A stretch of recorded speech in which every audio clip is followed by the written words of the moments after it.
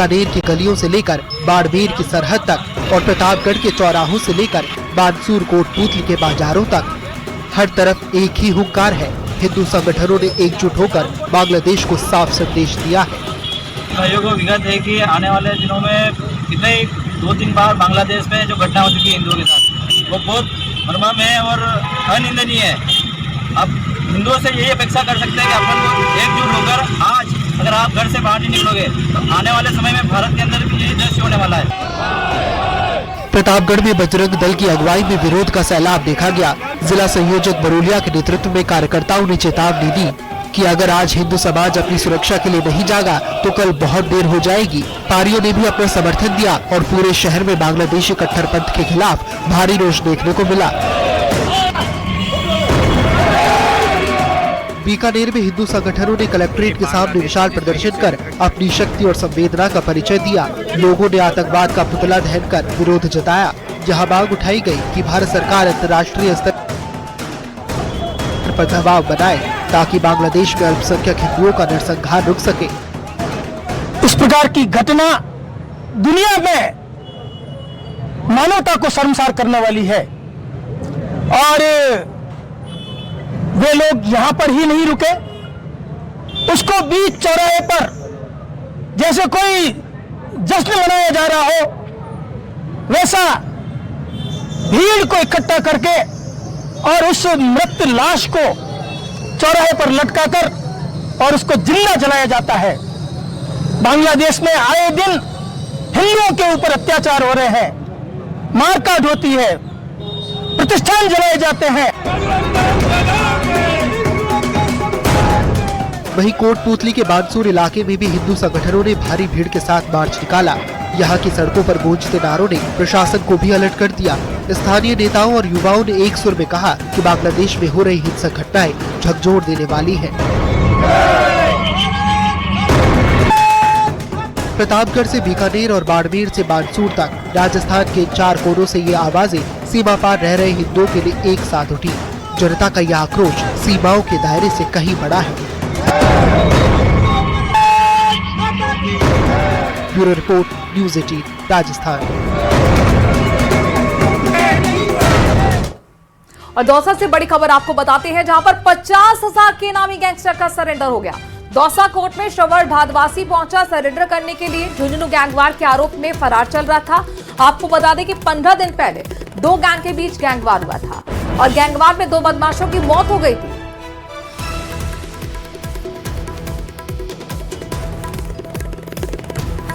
Murder के साजिश का आरोप लगा हुआ था, इसलिए इनाम घोषित कर दिया था। मैं फरार हो गया था, तो मैं पुलिस के इनकाउंटर और हाथ पैर तोड़ने के डर से यहाँ दौसा सेशन कोर्ट में सरेंडर किया है। कौन सी गैंग से खतरा है?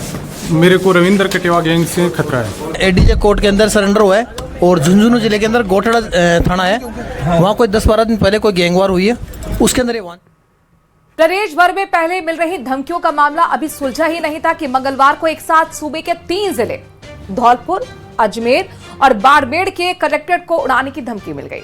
हालांकि पुलिस प्रशासन ने मुस्तैदी दिखाई, लेकिन लगातार मिल रही धमकियों ने सुरक्षा एजेंसियों पर गंभीर सवाल खड़े कर दिए हैं।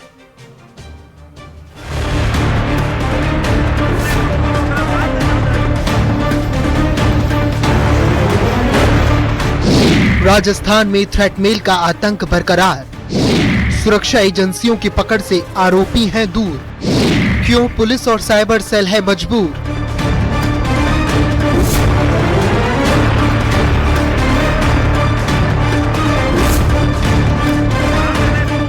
तमाम कोशिशों के बावजूद थ्रेट मेल का आतंक थमने का नाम नहीं ले रहा। मंगलवार को धौलपुर, अजमेर और बाड़मेर के कलेक्ट्रेट को उड़ाने की धमकी मिली, जिसके बाद पुलिस मुस्तैद हुई। धौलपुर में सबसे पहली धमकी का मामला सामने आया। कलेक्ट्रेट को बम से उड़ाने की धमकी भरा ईमेल मिलते ही प्रशासन हरकत में आ गया। एसपी विकास सांगवान खुद पुलिस बल के साथ मौके पर पहुंचे और परिसर की सघन तलाशी ली। देखिए, बॉम्ब थ्रेट कलेक्टर साहब की ईमेल आईडी पे प्राप्त हुआ था, जिसमें जो कलेक्ट्रेट कैंपस है उसको 12 बजे के बाद कभी भी बॉम्ब से उड़ाने की धमकी दी गई थी। इसी के संदर्भ में जो पूरा परिसर है उसको खाली करा लिया गया है। साथ ही जो हमारी BDS टीम है भरतपुर से और डॉग स्क्वाड टीम है वो रवाना हो गई है। एक बार पूरे कैंपस को वापस से स्क्रीन कराया जाएगा, सैनिटाइज कराया जाएगा, उसके बाद ही इसको उपयोग में लिया जाएगा। और साथ ही जो साइबर सेल है वो उसके जो ओरिजिन है मेल का, कहाँ से आया है, स्रोत क्या है, उसके ऊपर काम कर रही है। और यदि किसी की शरारत या ऐसा कुछ मिलता है तो उसमें उचित कार्रवाई जो इसमें की जाएगी। अजमेर में ये तीसरी बार है जब कलेक्ट्रेट को बम से उड़ाने की धमकी मिली है। 22 दिसंबर की रात करीब 11 बजे प्रशासन को ईमेल आया जिसमें 3 RDX बम से कलेक्ट्रेट उड़ाने की धमकी दी गई। अगले दिन पुलिस और प्रशासन ने कलेक्ट्रेट पर सर्चिंग शुरू करने का फैसला लिया। अजमेर कलेक्ट्रेट को तीसरी बार बम से उड़ाने की धमकी मिली है। इस धमकी के बाद एक बार फिर चेकिंग जो है वो शुरू की गई है। जानकारी के हिसाब से 22 तारीख की रात्रि 11 बजे के बाद जो है ये धमकी मिली थी और उसके बाद हालांकि प्रशासन अलर्ट मोड पर आ गया। डॉग स्क्वाड को जो है सभी स्थानों पर घुमाया जा रहा है और उनसे जानकारी जुटाई जा रही है कि कहीं बम की सूचना या कोई ऐसी चीज जो बम जैसी हो उसको लेकर यहाँ पे चेकिंग की जा सके। हालांकि इस दौरान किसी भी तरह की कोई जानकारी नहीं मिली है और न ही किसी तरह की कोई ऐसी वस्तु मिली है जिसे लेकर कोई संदिग्ध माना जाए। एडिशनल एसपी सिटी जो है हिमांशु जांगीर वो खुद मौके पर मौजूद हैं, अलग अलग स्थानों पर पहुंच रहे हैं और तमाम स्थानों पर जायजा ले रहे हैं। हालांकि बताया जा रहा है कि तीसरी बार ये धमकी है, ये मेल जो है कहां से आया है इसकी जानकारी नहीं मिल पा रही है। लोगों में गुस्सा है कि लगातार मिल रही धमकियों को गंभीरता से नहीं लिया जा रहा, जो जनता के लिए खतरा बन सकता है। बाड़मेर में भी बम होने की सूचना मिलते ही हड़कंप मच गया। जिला पुलिस अधीक्षक ने प्रशासनिक अधिकारियों को सूचित किया। एहतियातन पूरे कलेक्ट्रेट परिसर को खाली कराया गया। पूरा परिसर खाली करा के जो सभी डिपार्टमेंट उसकी ADS टीम से डॉग से हमने तलाशी ली पूरी की, क्योंकि एक धमकी थी तो तलाशी लेना हमारा था। ऐसे कोई डरने वाली कोई बात नहीं है। वो कि पूरे राजस्थान में इस तरह के मेल आ रहे हैं, धमकी आ रहे हैं, तो इसमें कहां से आया हमने पूरी टीम लगा दी। ये मेल किसने भेजा उस पर हम कार्रवाई करेंगे। बाड़मेर जिला कलेक्ट्रेट कार्यालय को बम से उड़ाने की एक धमकी मिली और उसके बाद से पूरा कलेक्ट्रेट कार्यालय को यहाँ से खाली करवा दिया गया और पूरे कार्यालय को पुलिस और सुरक्षा एजेंसियों ने अपने कब्जे में लेकर के चप्पे चप्पे की पड़ताल की। लेकिन करीब 2 घंटे से 2.5 घंटे तक पड़ताल के बाद में यहाँ पर जो जांच पड़ताल के बाद में किसी तरीके की कोई संदिग्ध वस्तु नहीं मिली, किसी तरीके की कोई अप्रिय चीज नहीं मिली। उसके बाद में अब बाड़मेर कलेक्ट्रेट को पूरी तरीके से खोल दिया गया है। ये घटना एक साथ 3 जिलों में होने से सुरक्षा एजेंसियां अलर्ट हो गई है। पुलिस का मानना है कि ये धमकियां किसी शरारती तत्व या संगठन की हो सकती है। फिलहाल पुलिस ईमेल की IP एड्रेस ट्रेस करने में जुटी है। लोगों से अपील की गई है कि अफवाहों पर ध्यान न दें और संदिग्ध वस्तु या व्यक्ति दिखने पर तुरंत पुलिस को इत्तला करें। Bureau report, news 18 Rajasthan.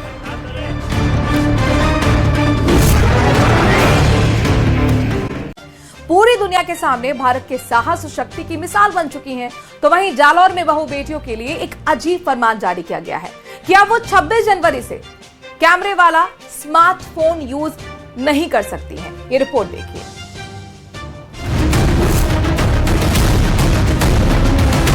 समाज में बहू व बेटियों के पास कैमरा वाला मोबाइल नहीं रहेगा। बिना कैमरा वाला जिससे बातचीत हो सके वह रख सकती है, जिसे सर्वसहमति से प्रस्ताव पास किया गया।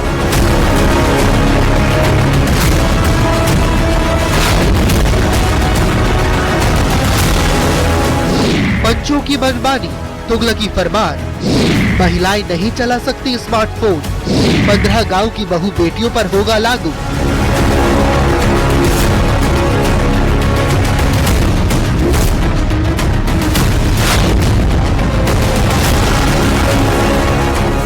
जालौर में पंचायत के एक तुगलकी फरमान ने सामाजिक और राजनीतिक हलकों में तीखी बहस छेड़ दी है। जिले में चौधरी समाज की सुंधा माता पट्टी की सामाजिक पंचायत ने एक मनमाना फैसला सुनाया, जिसमें 15 गाँव में महिलाओं के लिए स्मार्टफोन के इस्तेमाल पर प्रतिबंध लगाने का फैसला लिया, जो आगामी 26 जनवरी से लागू किया जाएगा। फैसले के तहत महिलाओं को स्मार्टफोन की जगह केवल कीपैड मोबाइल इस्तेमाल करने की अनुमति होगी, जबकि कैमरे वाले मोबाइल पर पूरी तरह से रोक रहेगी। समाज में बहू व बेटियों के पास कैमरा वाला मोबाइल नहीं रहेगा। मोबाइल फोन बिना कैमरा वाला जिससे बातचीत हो सके वह रख सकती है, जिसे सर्वसहमति से प्रस्ताव पास किया गया। फिर पढ़ाई करने वाली लड़कियों के लिए भी फरमान आया, जिसमें पंचायत ने पढ़ाई कर रही छात्राओं को लेकर कुछ राहत जरूर दी, लेकिन स्पष्ट कहा कि शादी समारोह, सामाजिक कार्यक्रम और पड़ोसी के घर पर भी मोबाइल नहीं ले जा सकती है। सिर्फ पढ़ाई के लिए ही मोबाइल की जरूरत हो तो वो घर के अंदर मोबाइल का इस्तेमाल कर सकेंगी। पढ़ाई करने वाली लड़कियां पढ़ाई की जरूरत में अगर जरूरी लगे तो वो बच्ची घर आने के बाद मोबाइल अपने घर से बाहर नहीं ला सकती। शादी ब्याह या किसी भी प्रकार का सार्वजनिक समारोह में लेकर नहीं आ सकती, यहाँ तक कि पड़ोसी के घर भी लेकर नहीं जा सकती, जिसे समझ सुंदापटी ने सहमति प्रदान की। दरअसल 21 दिसंबर को जालौर की चौधरी समाज सुंधा माता पट्टी की गाजीपुर गांव में बैठक हुई थी। चौधा पट्टी के अध्यक्ष सुजना राम चौधरी की अध्यक्षता में ये निर्णय लिया गया। बैठक में हुए निर्णय को समाज के पंच हिम्मता राम ने पढ़कर सुनाते हुए इसका ऐलान किया, जिसके अनुसार पट्टी में आने वाले जालौर के गाजीपुरा, पावली, कालड़ा, मनोजी आवास, राजी का वास, दादलावास, राजपुरा, कोड़ी, सिद्धरोड़ी, आलड़ी, रोपसी, खाना देवल, साविधर, भीनमाल के हाथवी की ढाणी और खानपुर में लागू करने की बात कही गई।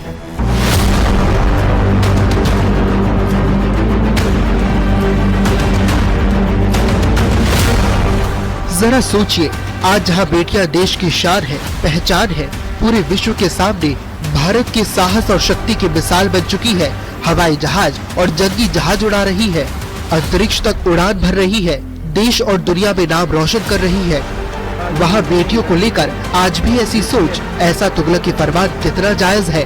जहाँ बेटों को तो भरपूर आजादी है, लेकिन बहु बेटियों पर पाबंदी और पंचायत का ही फरमान उनके लिए किसी अभिशाप से कम नहीं। न्यूज़ 18 के लिए जालौर से रेवा शंकर की रिपोर्ट।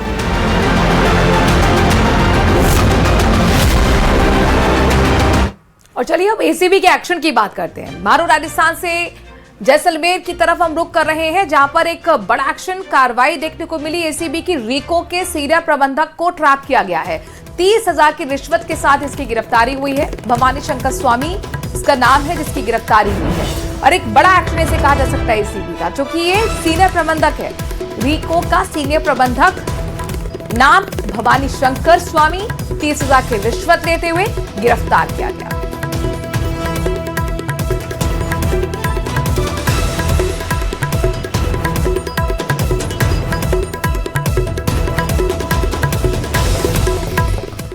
छिड़ा हुआ है। दरअसल कांग्रेस से जुड़ी बड़ी खबर है। अरावली मुद्दे पर बड़े आंदोलन की तैयारी में कांग्रेस है। कल अशोक गहलोत से मुलाकात करेंगे मीडिया प्रभारी। नेशनल वर्किंग कमेटी की बैठक में मुद्दा उठा सकते हैं। महत्वपूर्ण कमेटी होती है ये कांग्रेस की नेशनल वर्किंग कमेटी, और इस बैठक में मुद्दा उठा सकते हैं। कल अशोक गहलोत से मुलाकात करेंगे मीडिया प्रभारी, इस तरह की जानकारी मिल रही है। अरावली मुद्दे को लेकर लगातार कांग्रेस आक्रामक है सरकार पर। पिछले 2 दिन से आप देखिए जगह जगह पर प्रदर्शन किए जा रहे हैं। कार्यकर्ता सड़कों पर उतरकर नारेबाजी कर रहे हैं, आरोप लगा रहे हैं कि अरावली पर्वत श्रृंखला को खत्म करने का काम सरकार कर रही है, और इसी पर एक बड़े आंदोलन की तैयारी अब कांग्रेस की देखने को मिलेगी। तो अरावली को लेकर पूरे प्रदेश में विरोध प्रदर्शन का दौर लगातार जारी है। लोग प्राण पड़ से दुनिया की सबसे पुरानी पर्वत श्रृंखला को बचाने का संकल्प दोहरा रहे हैं। इस बीच अरावली की पहाड़ियां सियासी संग्राम का अखाड़ा बन चुकी हैं। रिपोर्ट दिखाते हैं।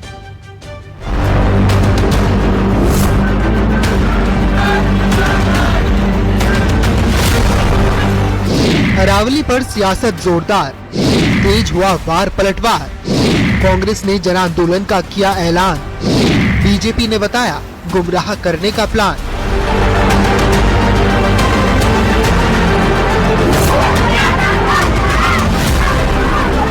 जल, जंगल और जमीन बचाने के लिए सूबे के बाशिंदे अब खुलकर सड़कों पर आ गए हैं। देश के नीति नियंताओं पर अपना संकल्प पहुंचा रहे हैं। जिस अरावली की गोद में उन्हें गढ़ा, उसे वो किसी कीमत पर उजड़ने नहीं देंगे। लोगों के आक्रोश को व्यक्त करती ऐसी ही 5 तस्वीरें आपकी टीवी स्क्रीन पर। दरअसल सुप्रीम कोर्ट ने अरावली की नई परिभाषा को मंजूरी दी है, जिसके बाद चिंता जताई जा रही है कि अरावली के पर्वत अगर नष्ट हुए तो राजस्थान की रेत हरियाणा से लेकर दिल्ली तक फैल जाएगी और देश की राजधानी भी रेगिस्तान में बदल जाएगी। 90% ऐसी पहाड़ियां हैं जो 100 मीटर से नीचे की है। तब 90 अरावली का 90% भाग अगर आप खनन में दे देंगे तो बाकी बचा क्या? विकास के नाम पर विनाश की ओर अब अपने नीतियां बना रहे, नीतियां सरासर गलत है। भारत की सरकार और राजस्थान की सरकार होश में आए और जो आपने सुप्रीम कोर्ट के माध्यम से जो फैसले करवाए हैं, जो निर्णय लिए हैं, उस निर्णय को बदले।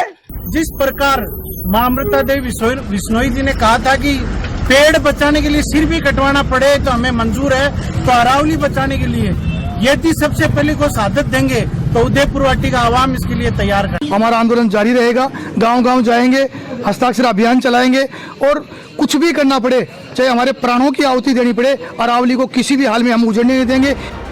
अरावली लोगों की बौद्धिक ही नहीं बल्कि आध्यात्मिक चेतना से भी संबंध रखती है, इसलिए लोग इसे भावनात्मक मुद्दे पर आर पार की जंग का ऐलान कर चुके हैं, जिसे भुनाने में सियासी पार्टियां भी पीछे नहीं है। सियासी आरोप प्रत्यारोप निर्णायक दौर में पहुंचता नजर आ रहा है। कांग्रेस ने जन आंदोलन छेड़ने का ऐलान किया है। प्रदेश के 19 जिलों में इस मुद्दे पर आक्रोश है। जनता के साथ मिलकर आंदोलन किया जाएगा। केंद्र सरकार से सुप्रीम कोर्ट जाने कानून लाने की मांग की जाएगी। जब तक सीएम पीएम जवाब नहीं देंगे तब तक आंदोलन जारी रहेगा। ये उन्होंने 90% हमारी अरावली जो हमारी जीवन रेखा है, हमारे लिए पर्यावरण हो,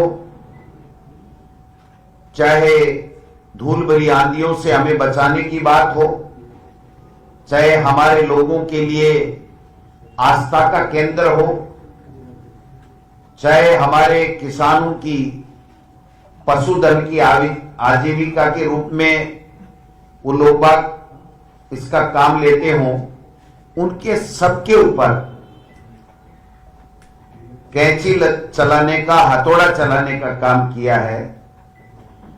अब इसके बाद में जो सुप्रीम कोर्ट का फैसला आया 20/11/25 का, उसके बाद में 90% अरावली समाप्त हो जाएगी। पूरी दुनिया बार बार जलवायु परिवर्तन पे बैठ के कर रही है और ये रिसर्च में भी ये साबित हो गया कि अरावली की जो पहाड़ियां हैं वो रेगिस्तान को आगे बढ़ने से रोक रही हैं, वो टेम्परेचर को आगे बढ़ने से रोक रही हैं, कि नहीं तो गर्मी में टेम्परेचर 70 डिग्री तक चला जाएगा। और जहां राजस्थान में पानी नहीं है वह वाटर रिचार्ज का काम भी अरावली की पहाड़ियां कर रही हैं। तो आपकी जो मंशा है, जहां हम अरावली को अपनी माता मानते हैं, लाइफलाइन मानते हैं, राजस्थान के फेफड़े मानते हैं, धार्मिक आस्था के सारे बड़े बड़े मंदिर अध्यक्ष जी ने अभी बताया आपको, वो सारे इस अरावली माता की गोद के अंदर है। तो आप किस प्रकार से इसका चीर हरण करना चाहते हैं? बीजेपी ने कांग्रेस के आरोपों को न सिर्फ दरकिनार किया बल्कि विरोध की उसकी नीयत पर ही सवाल खड़े कर दिए। 2002 में कांग्रेस के समय अरावली को परिभाषित करने का काम हुआ था। अवैध खनन पर रोक ही सुप्रीम कोर्ट और केंद्र सरकार की मंशा है। बीजेपी प्रकृति के साथ खिलवाड़ के पक्ष में नहीं रही है। कांग्रेस लोगों को गुमराह करती रही है। सदियों तक अर्थशास्त्र और समाज शास्त्र की धुरी रहने वाली अरावली अब राजनीति की भी धुरी बनती नजर आ रही है। Bureau report, news 18 Rajasthan.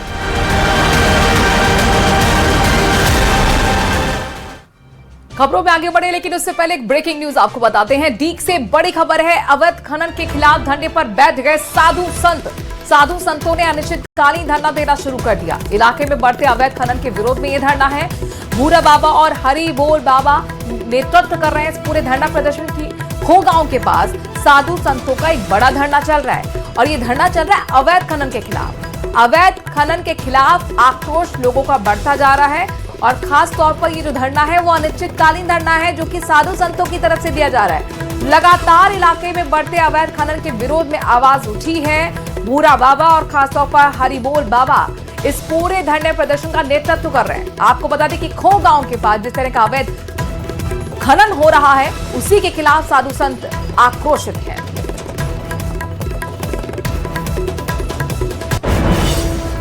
इस बीच एक और बड़ी खबर है। अजमेर से बड़ी खबर आ रही है जहां पर किशनगढ़ की राजा रेड्डी पहाड़ियों में अवैध खनन के दौरान हुए हादसे में मजदूर की मौत के मामले में अब बड़ा अपडेट सामने आ गया है। विधायक विकास चौधरी की दखल के बाद खनन माफिया के खिलाफ नामजद मुकदमा दर्ज कर लिया गया है और इसके बाद पिछले कई घंटों से अस्पताल के बाहर चल रहा धरना खत्म हो गया।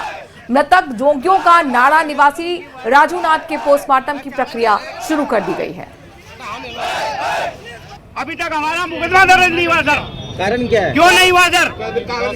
हम गए थे सीआई साहब के पास, हमको सीआई साहब ने बोला कि मुकदमा दर्ज कर लेंगे हम। नहीं, दर्ज क्यों नहीं कर रहे? कारण क्या है? बताया, कुछ ही नहीं बताया, हम कर लेंगे, हमने एप्लीकेशन दे दी, हम कर लेंगे।